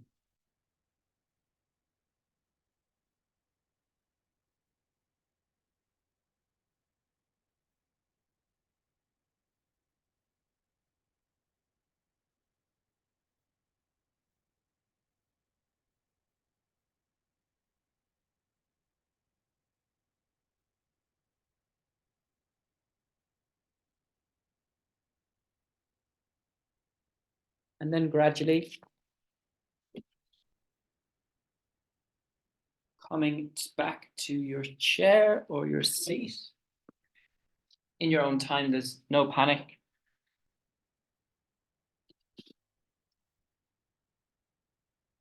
And at this time, you can permission to do nothing. Just be. If you have any questions, you can ask. I didn't mean to say before the meditation, but I'll say it now. Really, when meditation, one of the fundamentals is to have no expectations, like none. And really just to practice each time with a beginner's mind. So, like I said, sometimes we can have these beautiful experiences during meditation, but it's not always like that. So just to have no expectations and to always practice with a beginner's mind. And to make space for whatever you're feeling in any given moment. So please, if you want to write in the chat box, or if you want to unmute and ask a question, it'd be nice to see a few people in the face and stuff. So I'm not looking at myself. Thanks, Patricia. Thank you. Or sorry, that's Paul, I reckon. Thanks, Natalie. Yeah, I have it recorded, so I'll send it to everyone afterwards, and you can rewatch. The meditation is something that I do have meditations on YouTube as well. So you won't obviously have to watch, like I know you can fast forward, but I have a specific meditation, but it's something that I'm looking to record as new ones, is because they are quite old.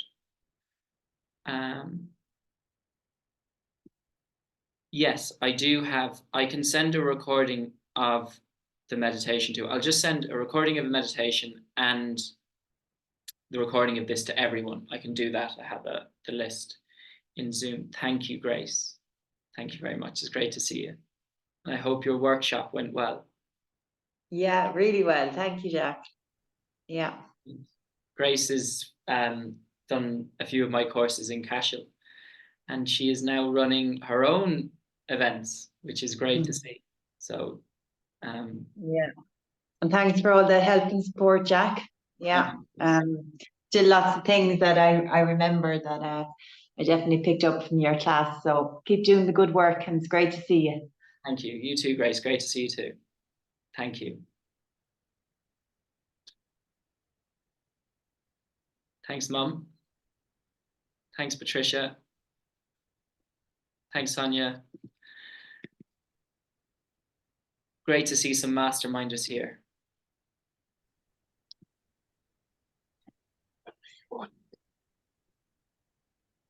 Thanks, Kate. Someone said they fell asleep. Huh? Oh, that was Kate. Was it? Yeah, Kate. Yeah, that can happen. That can happen. I used to always fall asleep when I started meditating, and then I'd wake up like 20 minutes after everyone else, which is quite funny. So yeah, that's part of the experience.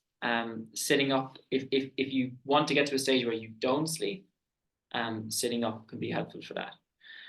As suggested, meditation course of yours would be amazing. Yeah, this is something that I will look to do more consistently. This is just an initial meetup.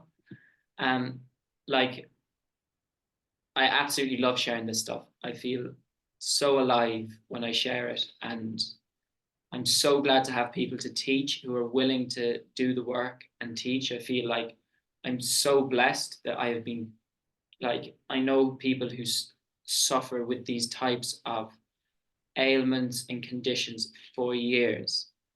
And I just want to educate people on what is possible through my own experience and learnings. So that's the intention here. But yeah, so yeah, this will be a more consistent thing. I'm just getting the logistics ready, but I'll let you all know. And I'll also be doing a separate one. So I'll be doing a health one, and I'll also do a kind of spiritual / transformational one. I might combine the two. I might keep them separate, but that's something else that I'll decide. But I'll be doing another masterclass next weekend. I might have to change it the weekend after. It's more about transformation and basically just how to live. So this was about health, how to live a more peaceful, joyful, content life. I think we all want that. So that will be next week, and that will be free next week or the week after. I have to sort out the logistics on that too. But yeah. Any other questions? Thank you, Parik, and thank you for your questions. Thank you, Natalie. Great to see you.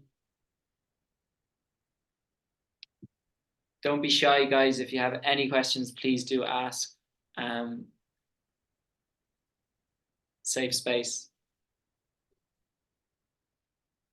Thanks, Katrina. Lovely to see you. Thanks, Patricia. Thank you, Patricia. Thanks, Zita.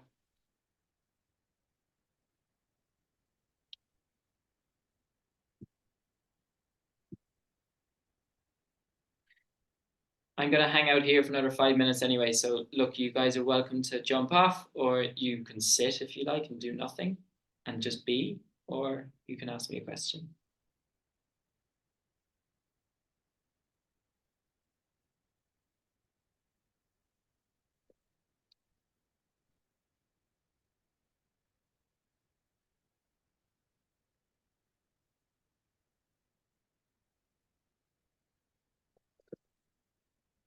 Thanks, Margaret.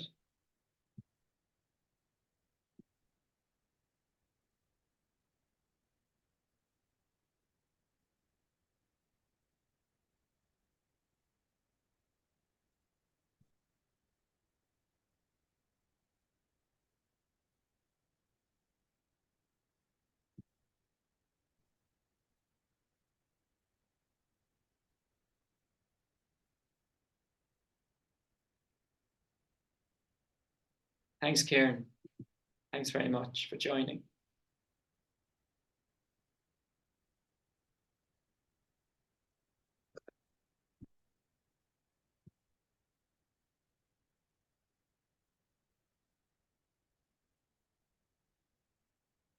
Jack, I'm going to say bye for now and bye to everybody. Thank you. That was gorgeous.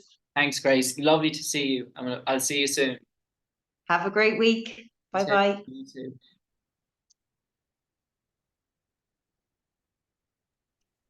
Thank you, Jack. Bye-bye. Thank you. I don't know who said that. Bye. Oh, Patricia, bye. Thank you. Thank you for joining. Yeah. Thank Thanks, Jack. Bye-bye. you. Bye now.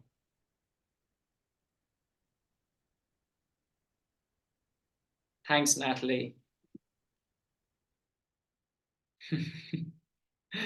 Thank you. I look forward to being in your presence too. Thank you very much. It's great to see you again. Thanks, Carmel. Great to hear from you. Glad you enjoyed it. Bye, Zita.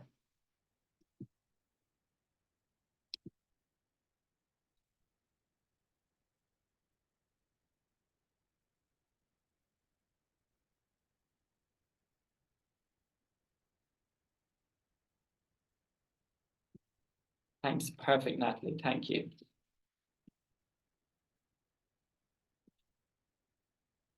Sounds good. I look forward to connecting.